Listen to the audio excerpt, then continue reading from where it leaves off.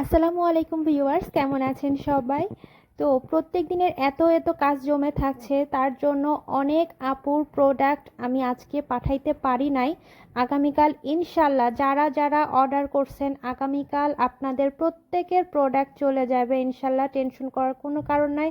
এবং 2 থেকে 3 দিনের মধ্যে প্রোডাক্ট একদম আপনারা বাসায় পেয়ে যাবেন। অনেকেই গতকালকে আমাকে নক করেছেন, জানতে চেয়েছেন আপু প্রোডাক্ট কবে আসবে।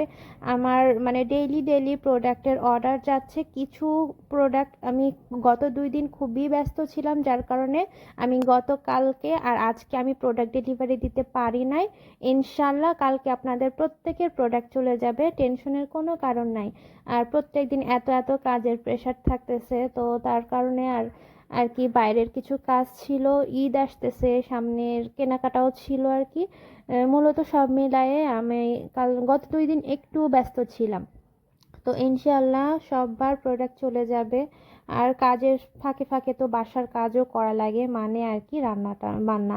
তো আজকে আমি রান্না করলাম হচ্ছে আলু ভাজা, আলু দিয়ে করলা ভাজা। একটু সবুজ সবুজ রাখছি, একটু কাঁচা টাইপের রাখছি। অন্য সময় একটু মুচমুচে করে করি, কিন্তু আজকে মন চাইলো, রোজার সময় তো সারাদিন না খেয়ে কেমন একটা মুখটা হয়ে থাকে, তাই একটু ভাবলাম যে করলাটা একটু তিতকুটে ভাব থাকুক, খেতে ভালো লাগবে, মুখের স্বাদটা আর কি চেঞ্জ হবে আর কি।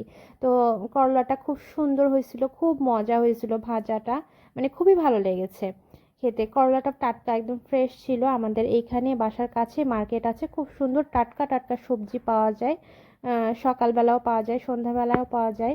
তো আমার বাসার সামনে থেকে নিয়ে আসছিলাম আর কি। খুবই মজা হয়েছে ভাজিটা খাইতে। আর শেষে আমি খাইলাম ইলিশ মাছ। আমরা তো বাঙালি, মাছে ভাতে বাঙালি আর কি। আর ইলিশ মাছটা তো অনেক বেশি মজা লাগে, যদিও একটু কাঁটা থাকে। তবে যেহেতু আমি মাছ প্রেমী মানুষ, আমার মাছের কাঁটা নিয়ে কোনো অসুবিধা নাই। মাছ হইলেই হইলো, যে কোনো মাছ। ইলিশ মাছ খাইতে হবে ইম্পর্টেন্ট এমন কিছু না, তবে ভালো লাগে আর কি। যেহেতু আমাদের জাতীয় মাছ ইলিশ, মাছটা অনেক ফ্রেশ ছিল, মজা ছিল। আর মাছটা আমি পেঁয়াজ দিয়ে ভুনা করছি, একটু ঝোল ঝোল রাখছি আর কি। এইটা খেতে খুব ভালো লাগে। তো আল্লাহ হাফেজ, আসসালামু আলাইকুম, ভালো থাকবেন।